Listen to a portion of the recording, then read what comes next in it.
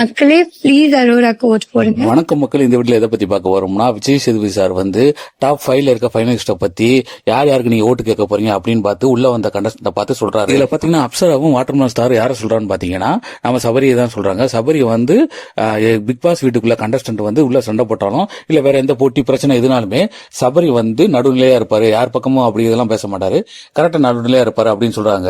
ஒரு சில விஷயம் உண்மையா இருந்தாலும் மக்களே அந்த சில பிரச்சனைக்கு அப்புறம், அதாவது பார்வதியோட அந்த சண்டைக்கு அப்புறம் வந்து சபரி வந்து நார்மல் ஆயிட்டாரு. இப்போ வந்து எல்லா பக்கமும், அதாவது அவரே சொல்லியிருக்காரு, நான் வந்து போட்டி போட்டா யாரு கூட சண்டை இல்லாம அப்படி இல்லாம தான் போட்டி போடுவேன் அப்படின்ற மாதிரி ஒரு நடுநிலையா தான் இருப்பேன் அப்படின்னு சொல்லியிருக்காரு சபரி. இதுக்கடுத்து பாத்தீங்கன்னா பிரவீன் காந்தி சார் வந்து யார சொல்றாங்கன்னா சாண்ட்ரா சொல்றாங்க. சாண்ட்ராக்கு தான் என் ஓட்டு அப்படின்ற மாதிரி சொல்றாங்க.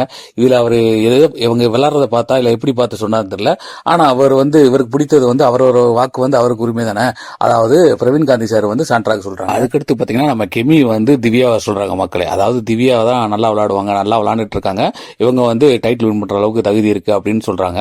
ஆனா உண்மைதான் மக்களே, அவங்க டைட்டில் வின் பண்ற தகுதி இருக்குன்றனால அவங்க ஓட்டு வந்து கெமியோட ஓட்டு வந்து நம்ம திவ்யாக்கு தான் மக்களே. அதுக்கடுத்து பாத்தீங்கன்னா பிரவீன் வந்து நம்ம விக்கல் விக்ரம் சொல்றாரு, அதாவது வாழ்க்கையில எப்படியாவது முன்னேறி அந்த ஒரு இடத்தை அடையும்னு நினைப்போம் பாருங்க, அப்படின்ற இடத்துல விக்கல்ஸ் வந்து இருக்காரு, எப்படியாவது போராடுவாரு, போட்டினாலும் போராடுவாரு, வாழ்க்கையில போராடி வந்துருவாரு, அதனால என் ஓட்டு வந்து அவருக்கு தான் அப்படின்ற மாதிரி விக்கல் விக்ரம் வந்து ஒரு பாராட்டி சொல்றாரு. அதுக்கடுத்து பாத்தீங்கன்னா வியானா வந்து நம்ம அரோராவை சொல்றாங்க. அரோரா வந்து வெளியே இருக்க வேற மாதிரி இருந்தாங்க, இப்போ உள்ள வந்து தன்னை மாத்தி தன்னோட அடையாளத்தையும் மாத்தி வேற மாதிரி இருக்காங்க, அதனால அரோரா தான் ஜெயிக்கணும் அப்படின்னு சொல்லிட்டு மக்கள்கிட்ட வந்து ஓட்டு கேட்கறாங்க. ஓகே மக்களே, இந்த 5 விதத்துல உங்களுக்கு யாரை பிடிக்கும்ன்றத மறக்காம கமெண்ட்ல சொல்லுங்க. யார் டைட்டில் வின் பண்ணான்றது நல்லா இருக்கும் அப்படின்றத கமெண்ட்ல சொல்லுங்க மக்களே. இப்ப கடைசியா வந்து வியானா வந்து தான் அரோராவை சொல்லியிருக்காங்க, அரோராவுக்கு வந்து ஓட்டு போடுங்க மக்களே அப்படின்னு சொல்லியிருக்காங்க. நீங்க உங்களுக்கு யாரை பிடிக்கும்ன்றத சொல்லிருங்க. இதோட இந்த வீடியோ முடியுது மக்களே, இன்னொரு வீடியோவில் சந்திக்கலாம். மறக்காம லைக் பண்ணுங்க, ஷேர் பண்ணுங்க, சப்ஸ்கிரைப் பண்ணுங்க. இன்னொரு வீடியோவில் சந்திக்கலாம்.